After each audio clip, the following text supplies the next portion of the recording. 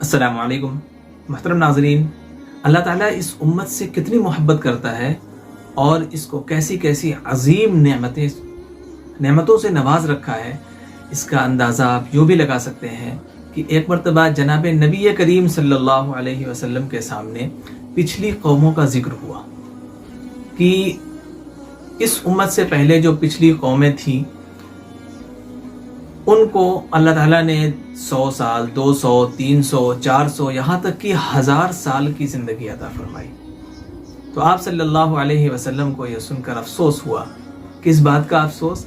अफसोस इस बात का कि वो उम्मतें चूँकि इतनी ज़्यादा उम्र वाली थीं तो अल्लाह की इबादत भी बहुत ज़्यादा कर सकती थी, और हमारी उम्मत तो बहुत कम उम्र वाली है, लिहाजा ये इबादत भी कम कर पाएगी, उनका मुकाबला नहीं कर सकती जैसा कि इससे पहले उम्मतें किया करती थी। इसी तरह एक रिवायत में है कि हज़रत जिब्रील अमीन आप सल्लल्लाहु अलैहि वसल्लम के दरबार में हाजिर हुए और अर्ज़ किया, या रसूल अल्लाह, एक शख्स था जिसने अल्लाह ताला के रास्ते में 1000 महीने जिहाद किया। फिर आप सल्लल्लाहु अलैहि वसल्लम को अफसोस हुआ, काश हमारी भी उम्मत की इतनी लंबी उम्र होती तो हमारी भी उम्मत अल्लाह ताला के रास्ते में जिहाद इतना लंबा कर सकती, अल्लाह के रास्ते में इबादतें कर सकती। इसी तरह एक और रिवायत में है कि आप सल्लल्लाहु अलैहि वसल्लम ने सहाबाए किराम के सामने मुख्तलिफ शख्सियात का जिक्र फरमाया। हज़रत अय्यूब अलैहिस्सलाम, हज़रत ज़करिया अलैहिस्सलाम, हज़रत यूशा अलैहिस्सलाम, इन जैसे बहुत सारे अंबिया का जिक्र फरमाया कि इन लोगों ने अल्लाह ताला की बारगाह में 80 साल इबादत की और पलक झपकने के बकदर भी नाफरमानी नहीं की। तो सहाबा को इनकी ज़िंदगियों पर रश्क आया और अपनी तरफ से मायूस होने लगे कि हम तो इनका मुकाबला नहीं कर सकते। फिर आखिर जनाब मोहम्मद रसूलुल्लाह सल्लल्लाहु अलैहि वसल्लम की उम्मत ऊपर कैसे जाएगी? पिछली उम्मतों ने तो इतनी इबादतें की और उन्होंने इतनी फजीलतें उठाई, तो जनाब नबी करीम सल्लल्लाहु अलैहि वसल्लम की उम्मत तो पीछे रह जाएगी। ये सुनना था कि हज़रत जिब्रील अलैहिस्सलाम, इमाम कुर्तुबी फरमाते हैं कि हज़रत जिब्रील अलैहिस्सलाम तशरीफ़ लाते हैं और कहते हैं, या रसूल अल्लाह, अल्लाह ताला ने आपके सहाबा का पहली उम्मतों की उम्रों पर रश्क करना, उनकी इबादतों पर रश्क करना और सहाबा का अपने ऊपर अफसोस करना, इन सब चीज़ों को अल्लाह ताला ने सुन लिया है।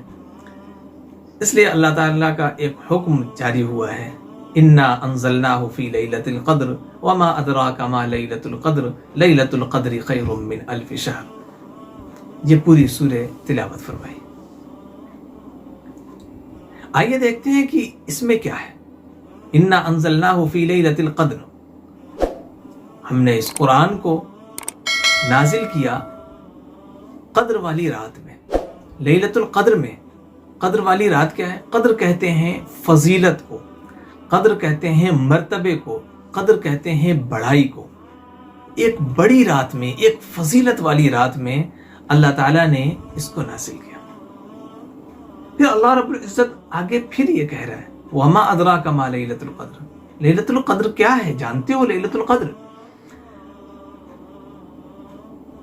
फिर अल्लाह ताला खुद ही जवाब दे रहे हैं, लैलतुल क़द्रि खैरुम मिन अल्फ़ि शहर। लैलतुल क़द्र 1000 महीनों से ज्यादा फजीलत रखने वाली रात है। एक रात 1000 महीनों से ज्यादा फजीलत रखने वाली है। आगे एक बात और बता दें कि पहले जमाने में आबिद उस शख्स को समझा जाता था जो 1000 महीने अल्लाह की इबादत करता रहा। 1000 महीने होते कितने हैं? तकरीबन 83-84 साल। सैयदना अबू हुरैरा रज़ियल्लाहु अन्हु से मरवी है कि जनाब नबी करीम सल्लल्लाहु अलैहि वसल्लम ने इरशाद फरमाया कि जिस शख्स ने अजर व सवाब की उम्मीद से शब कद्र में इबादत की, उसके सारे गुनाह माफ़ हो जाएंगे, पिछले सारे गुनाह माफ़ हो जाएंगे। इस रिवायत में इस बात की तरफ भी इशारा है कि इबादत भी करनी है और अजर व सवाब की उम्मीद रखती हो, यानी खुलूस के साथ, दिखावा ना हो, रिया ना हो, तो इन सब चीज़ों से पाक इबादत हो तो फिर पिछले सारे गुनाह अल्लाह माफ़ कर देगा। इसी तरह सैयदना अनस रज़ी अल्लाह अन्हु से मरवी है कि जनाब नबी करीम सल्लल्लाहु अलैहि वसल्लम ने फरमाया कि ये जो तुम पर महीना आया है इसमें एक रात है जो 1000 महीनों से बेहतर है। जो शख्स इस रात से महरूम रहा गोया वो सारे खैर से महरूम रहा, और इस रात की भलाई से वही शख्स महरूम रह सकता है जो हकीकत में महरूम हो। इसी तरह हज़रत अनस रज़ी अल्लाह अन्हु फरमाते हैं कि जनाब नबी करीम सल्लल्लाहु अलैहि वसल्लम ने फरमाया कि इस रात में जिब्रील अमीन झुरमुट के साथ, यानी बहुत सारे फरिश्तों के साथ ज़मीन पर उतरते हैं और हर उस शख्स के लिए मग़फ़िरत की दुआ करते हैं जो लेटे बैठे, चलते फिरते या किसी भी हालत में अल्लाह को याद कर रहा हो, अल्लाह की इबादत कर रहा हो। जिब्रील अमीन तमाम फरिश्तों के साथ उसके लिए दुआए मग़फ़िरत करते हैं। हज़रत आयशा रज़ी अल्लाह अन्हा से मरवी है कि जनाब नबी करीम सल्लल्लाहु अलैहि वसल्लम ने फरमाया कि शब कद्र को रमज़ान के आखिर अशरे की 5 ताक रातों में तलाश करो। ये 5 ताक रातें कौन हैं? 21वीं शब, 23वीं शब, 25वीं शब, 27वीं शब और 29वीं शब। शब कद्र को 5 रातों में पोशीदा रखने की चंद वजूहात हैं। अगर इस रात को छुपा कर न रखा जाए, लोगों से बता दिया जाए, तो लोग सिर्फ इसी एक रात में इबादत करके बाकी सारी जिंदगी बैठे रहेंगे, कोई इबादत नहीं होगी। इस वजह से अल्लाह ताला ने इसको छुपा दिया है। और चूंकि अल्लाह ताला को ये बहुत पसंद है कि एक बंदा अल्लाह ताला के लिए अपनी नींद को कुर्बान करके रात में अल्लाह के सामने खड़ा हो और अल्लाह की इबादत करे, ये बात अल्लाह ताला को बहुत पसंद है। और अल्लाह ताला ने अपनी रज़ा को बंदों की इताअत में पोशीदा कर रखा है। क्या पता अल्लाह ताला किस अमल से अल्लाह राज़ी हो जाए, क्या पता अल्लाह कब राज़ी हो जाए। छोटे से छोटा अमल इसी वजह से, इस नियत से करना चाहिए कि अल्लाह ताला हो सकता हो इसी अमल से राज़ी हो जाए।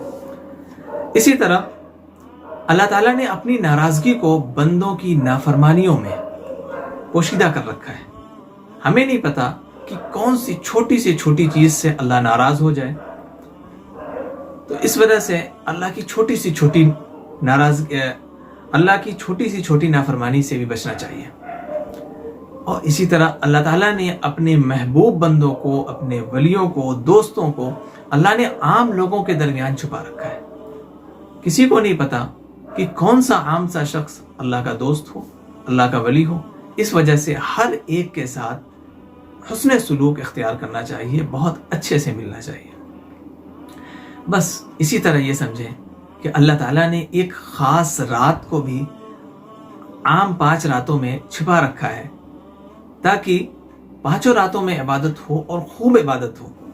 शब कद्र के 5 रातों में पोशीदा रखने की एक और वजह ये लिखी है कि ऐसा ना हो कि कोई शख्स उस दिन किसी गुनाह का इर्तिकाब कर बैठे। तो अगर कोई शख्स किसी गुनाह का इर्तिकाब उस दिन कर रखेगा तो अल्लाह ताला चूंकि बहुत रहीम है, बहुत करीम है, तो गुनाह का जुर्म तो एक तरफ, शब कद्र जैसी अजीम रात की तौहीन करना एक तरफ होगा। इस वजह से अल्लाह ताला ने इसको छुपा कर रखा है ताकि अगर किसी शख्स से इस रात में गुनाह हो जाए तो अल्लाह ताला उस शख्स की उस जुर्म में गिरफ्त ना करे कि इतनी अजीम रात हमने तुमको दी थी, इस रात में तुमने तौहीन की। अल्लाह फरिश्तों से ये कह सके और बंदों से ये कह सके कि मैंने इस बंदे को इस वजह से इस जुर्म की सज़ा नहीं दी, यानी शब कद्र की तौहीन करने की, क्योंकि ये बंदा नहीं जान रहा था कि आज ही की रात शब कद्र है। अब ये समझ लेने की ज़रूरत है कि शब कद्र में हमें करना क्या है। हज़रत आयशा सिद्दीक़ा रज़ियल्लाहु अन्हा ने आप सल्लल्लाहु अलैहि वसल्लम से पूछा کہ جب شب قدر پائے تو ہم کیا کریں؟ تو آپ صلی اللہ علیہ وسلم نے ارشاد فرمایا اس دعا کا اہتمام کیا کرو، اللہم انک عفو تحب العفو فاعف عنی۔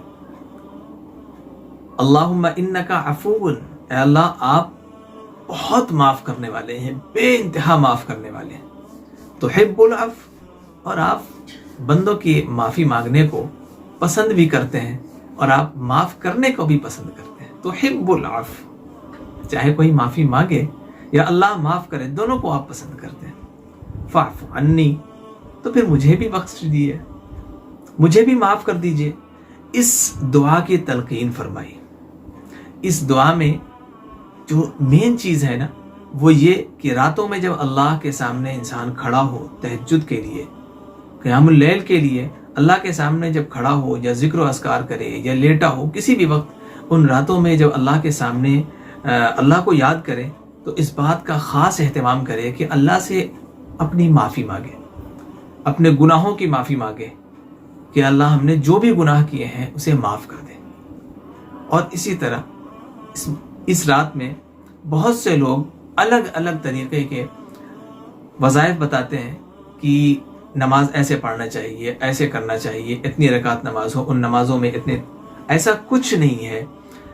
صرف اور صرف یہ ہے کہ عبادت کرنا چاہیے، عبادت کی کوئی تخصیص نہیں ہے، یعنی کوئی خاص قسم کی عبادت نہیں ہے، اس بات کو خاص یاد رکھنا چاہیے۔ بہت سے لوگ یوں پوچھتے ہیں کہ شب قدر کا وظیفہ کیا ہے، شب قدر میں ہمیں کون سی عبادت کرنی چاہیے؟ سمپل سی بات ہے کہ نماز پڑھیں، یعنی نفل نماز پڑھیں، کچھ اذکار کر لیں، درود پڑھ لیں، استغفار کر لیں، اور خاص طور پہ اس دعا کا اہتمام کریں، اللہم انک عفو تحب العفو فاعف عنی، اے اللہ آپ معاف کرنے والے ہیں اور معافی کو پسند بھی کرتے ہیں تو ہمیں بھی معاف کر دیجئے اے کریم۔